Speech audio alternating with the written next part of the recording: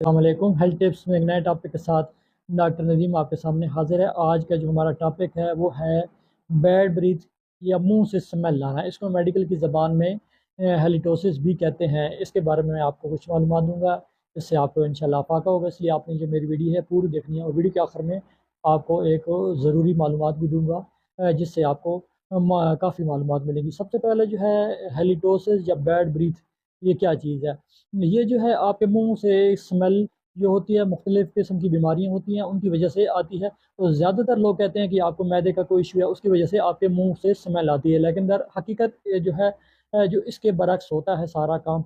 ज़्यादातर 90% लोग ऐसे हैं जिनकी जो स्मेल है वो मैदे की वजह से नहीं होती, बल्कि उनके मुंह के अंदर या उनके दांतों के कोई इन्फेक्शन है, दांतों को कीड़ा लगा हुआ है, या गम्स का कोई इशू है, जैसे कि जिंजिवाइटिस है या मसोरा है जिसे आप ज़बान में कहते हैं। इसके साथ आप जो है उनको कोई टांसलाइटिस है, यानी कि या उसमें इन्फेक्शन हुई पड़ी है टांसल्स में, उसकी वजह से हो सकता है, उसकी वजह से हो सकता है या और इसके साथ कोई आपको जो है आपके जो नेजल्स का कोई इशू चल रहा है, जैसे कि आपको नेजल पॉलिप्स है, या उसमें हो सकती है, या आपको जो है साइनोसाइटिस है, उसमें भी आपको जो है ये जो बीमारी है हो सकती है। इसकी सबसे पहले हम वजूहात की बात करें कि इसकी वजूहात में जो है आपका जो है 90% लोग ऐसे हैं जिनको ये बीमारी उनके मुंह की वजह से या से आपकी जो पर्सनल हाइजीन है उनकी वजह से ये बीमारी होती है। कि आप जो लोग ब्रश वगैरह सही तरीके से अच्छे तरीके से नहीं करते, डेंटल फ्लॉस नहीं करते, या अपने दांतों या मसूड़ों का ख्याल नहीं रखते, उनको ये बीमारी होती है। बाकी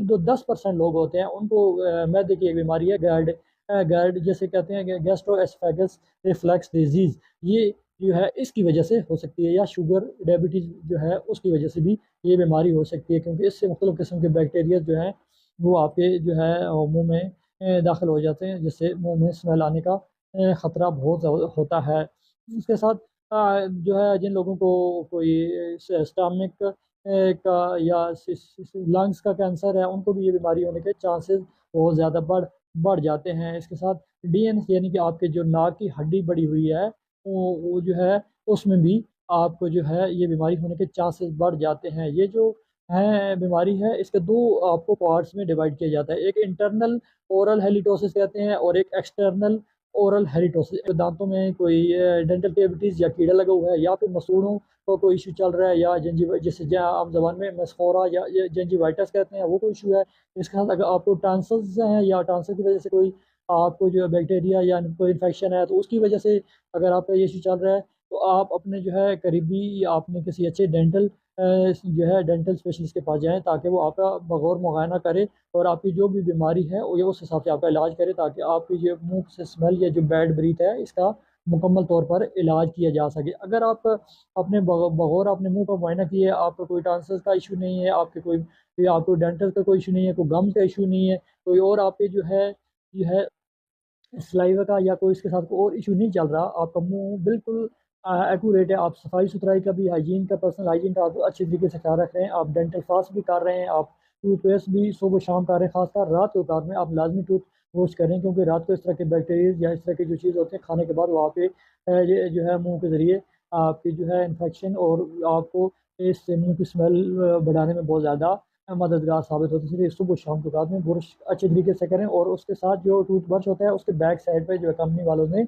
एक स्क्रैपर दिया होता है, उसके ज़रिए आप सुबह और शाम के औकात में आपने आपने जो आप टंग जो है ना स्क्रैप अच्छे से करनी है, यानी कि अपनी ज़बान की अच्छे तरीके से सफाई करनी है। इससे भी आप जो है इस मुंह की स्मेल से बच सकते हैं। अगर आपकी जो मुंह की स्मेल आ रही है और आपको डेंटल का कोई इशू नहीं लग रहा है, आपका मुंह बिल्कुल ठीक है, तो फिर आप इसके बाद आप अपने किसी अच्छे गैस्ट्रेंटोलॉजिस्ट के पास आप जाएं, जिससे आप मुआयना करें कि आया आपको शुगर या डायबिटीज़ तो नहीं है, या गैस्ट्रोएसोफेगस रिफ्लक्स डिजीज यानी कि मैदे की कोई तजाबियत या इस तरह कोई इशू तो नहीं है। तो ये आप किसी अच्छे गैस्ट्रेंटोलॉजिस्ट के पास चेक कराएं। इसके साथ जो है घर के लिए आपको अगर मुंह से स्मेल आ रही है, तो इसके जो कुछ देसी टोटके होते हैं वो मैं आपको बताऊंगा। आप घर में पेपरमिंट या पुदीना का इस्तेमाल कर सकते हैं, वो इसके लिए बहुत ज़्यादा अच्छा और कारआमद साबित होता है। इसके साथ आपको बाज़ार से इजीली माउथ फ्रेशनर मिलते हैं, वो आपको बज़ाहिर वक्ती तौर पे आपकी जो मुंह की स्मेल है वो उसको दूर करने के लिए बहुत ज़्यादा मददगार साबित होते हैं, क्योंकि इस तरह आप अपने इस कंपनी का शिकार होते हैं, और आप अपने दोस्तों में भी बैठने के काबिल नहीं रहते, और हर वक्त आपके अंदर चिड़चिड़ापन और बहुत ज़्यादा आप जो है ना जो है अपने आप को डाउन फाल महसूस करते हैं तो इसके लिए आप वो इस्तेमाल कर सकते हैं बाज़ार से। अगर वो आपके पास नहीं है तो एक घर के लिए आपको मैं एक आसान और देसी टोटका बताऊंगा कि आप हर घर में तकरीबन कोकोनट ऑयल है, आप कोकोनट ऑयल को जो है 4 से 5 मिनट मुंह में रखें। इसको आपने मुंह के मतलब है कि अंदर जो है आपने आपने अच्छे तरीके से चारों तरफ आपने इसको जो है कुल्ली करनी है, उस 3-4 मिनट आपने इसको मुंह में रखना है, फिर उसके बाद आपने इसको कुल्ली कर लेनी है या बाहर फेंक देना है। ये भी एक आसान और देसी टोटका है। इससे भी आप जो है मुंह से स्मेल यानी कि आपके बैड बैड ब्रीथ या आपके मुंह से जब बदबू या स्मेल या हेलिटोसिस जो है इससे आप छुटकारा हासिल कर। इसके साथ आप लिस्टीन माउथ वाश या एनजीक्लोर माउथ वाश भी जो है अपने मुंह की सफाई के लिए या ओरल हाइजीन के लिए आप यूज़ कर सकते हैं, और इससे भी आपके मुंह की स्मेल या बदबू में बहुत हद तक कमी वाक़ हो सकती है। लेकिन आप जो है लाजमी ये चीज़ें आप घर पे जो है एहतियाती तदाबीर भी लाजमी करें। लेकिन आपको कोई इस तरह का इशू है जैसे कि डेंटल कैरीज है या मुंह का कोई और इशू चल रहा है या कोई और ऐसी डिजीज़ है तो आप लाजमी अपने डेंटल सर्जन के पास लाजमी जाएँ।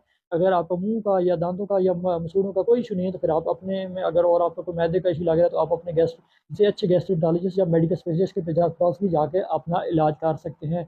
और ये घरेलू टोटके भी आप वक्ती तौर पे अपने मुंह की स्मेल को कम करने के लिए इस्तेमाल कर सकते हैं। उम्मीद करते हैं आपको जो मेरी आज की वीडियो है ये बहुत अच्छी लगी होगी। अगर आपको ये वीडियो अच्छी लगे तो इसे लाइक शेयर और सब्सक्राइब ज़रूर करें ताकि मेरी हौसला अफजाई हो सके। भाई को दें दुआओं में, भाई को दुआओं में याद रखिएगा अपना और अपने अजीज़ों को साथ रखें। भाई को दें इजाज़त। अल्लाह।